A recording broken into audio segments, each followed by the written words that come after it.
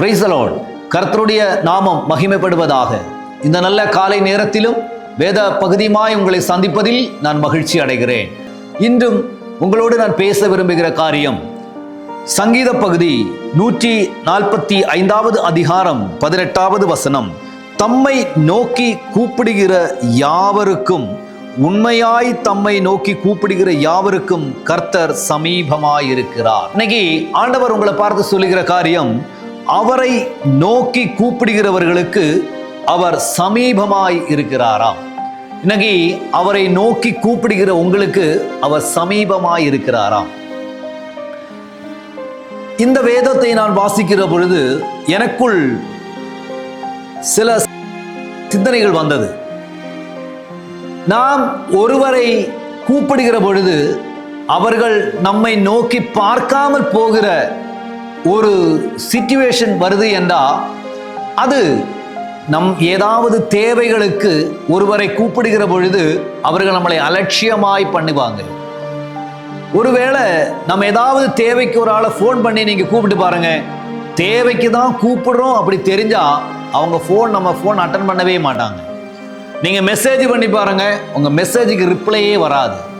ஏன் அப்படின்னா, உங்க தேவைக்காக நீங்க கூப்பிடுறீங்கன்னு தெரிஞ்சுதான் அவங்க ஃபோன் அட்டன் பண்ணாம இருக்கிறாங்க. அவங்க உங்க மெசேஜுக்கு ரிப்ளை பண்ணாம இருக்கிறாங்க. அந்த நேரத்தில்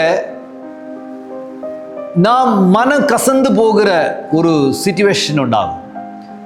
எனக்கு நெருக்கமான நேரம், எனக்கு ரொம்ப தேவைப்படுகிற நேரம், நம்ம நம்பி இருக்கிறவங்களை, நம்ம சார்ந்து இருக்கிறவங்களை, நம்ம எந்த காரியத்திற்கும் எனக்கு முன்னாடி வருவாங்க என்று நாம் நினைத்திருக்கிறவங்களை நாம் கூப்பிடும் பொழுது அவங்க நம்மை ஒதுக்கி நம்மை அல்பமாக எண்ணப்படும் பொழுது நாம் மனம் உடைந்து போகிற ஒரு சிச்சுவேஷன் உண்டாகும். ஆனா ஆண்டவர் இங்க சொல்லப்படுகிற ஒரு காரியம் உண்டு.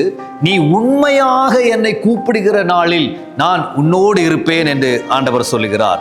உண்மையாக நீ என்னை நோக்கி கூப்பிடுகிற யாவருக்கும் அவர் சமீபமாக இருக்கிறாராம். ஆனா பக்கத்துல இருக்கிறாராம். வேதத்தில் இப்படியாக ஒரு சொல்லப்படுகிற வசனம் உண்டு.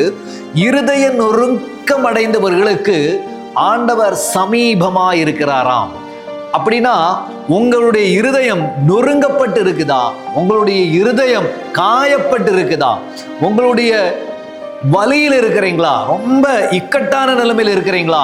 ஆண்டவர் சொல்லுகிறார், நான் அந்த நேரங்களில் உனக்கு தூரமாய் இருக்கிறவர் அல்ல, நான் உனக்கு சமீபமாய் இருக்கிறவர். அந்த சமீபமாய் இருக்கணும்னா அந்த இடத்துல சொல்லப்பட்டிருக்கிற ஒரு வார்த்தை, என்னை உண்மையாக கூப்பிடுகிறவர்களுக்கு நான் சமீபமாய் இருக்கிறேன் என்று கர்த்தர் சொல்லுகிறார். இன்னைக்கு நீங்க ஆண்டவர் உண்மையா கூப்பிட விரும்புறீங்கன்னா, உங்களுடைய கஷ்டத்துல, உங்களுடைய வேதனையில அவர் உங்களை தனிமைப்படுத்திட்டு போறவர் அல்ல, நீங்க உங்களோடு இருக்கிறவர் என்று வேதத்தில் நாம் வாசிக்கிறோம். உங்களுடைய கூப்பிடுதலுக்கு செவி கொடுக்கிறவர் என்று நாம் அந்த வேத பகுதியில் வாசிக்க முடிகிறது. ஆம் தேவனுடைய பிள்ளைகளே, இன்னைக்கு மனிதன் உங்களை பார்க்காததை போல போகலாம். மனிதன் உங்களுடைய கூப்பிடுதலை கேட்காம போகலாம். ஆண்டவர் சொல்லுகிறார், நான் ஒருபோதும் அவருடைய வார்த்தைக்கு செவி கொடுக்காமல் இருப்பதில்லை. அவர்கள் உண்மையாய் தேடுகிறவர்களுக்கு, உண்மையாய் என்னை கூப்பிடுகிறவர்களுக்கு நான் அவர்களோடு சமீபஸ்தனாயிருப்பேன், அவர்களோடு இருப்பேன். உங்க பக்கத்தில் இருக்கிறவர் என்று வேதம் சொல்லுகிறது.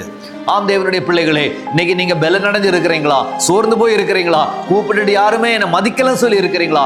ஆண்டவர் சொல்லுகிறார், மனிதனை நம்புவதை பார்க்கிலும் கர்த்தர் மேல் பற்றுதலாய் இருப்பதே நலம் என்று. மனிதர் உன்னை கைவிடுவான், கர்த்தர் உன் பக்கத்திலே இருந்து உன் தேவைகளை நடத்த அவர் வல்லவராக இருக்கிறார். நான் உங்களுக்காக ஜெபிக்கிறேன். என்னோடு சேர்ந்து ஜெபிப்பீங்களா? எங்க நல்ல ஆண்டவரே, இந்த பிள்ளைகளுக்காக நான் ஜெபிக்கிறேன். ஆண்டவரே, இந்த அதிகாலையில் நாங்கள் வாசித்து கேட்டோம். ஆண்டவரே, நீர் எங்கள் சமீபமாய் இருக்கிறீர் என்று. ஆண்டவரை உண்மையாக கூப்பிடுகிறோம், அது பிள்ளைகளுக்கு நீர் பக்கத்தில் இருக்கிறவர் என்று. ஆண்டவரை, நீங்க அப்படி இருப்பதற்காய் நன்றி அப்பா. இவர்கள் தேவைகளை சந்திப்பதற்காய் ஸ்தோத்திரம். ஆண்டவரே, எல்லா நாளிலும் உமது பிள்ளைகளோடு கூட இருந்து ஒரு வெற்றிகரமான வாழ்க்கையை கர்த்தர் கொடுத்து ஆசீர்வதியும். இந்த வேதத்தின்படி ஆசீர்வதிக்கிறேன் இயேசுவின் நாமத்தில் எங்கள் பிதாவே. ஆமென், ஆமென், ஆமென். God bless you. கர்த்தர் உங்களை ஆசீர்வதிப்பாராக.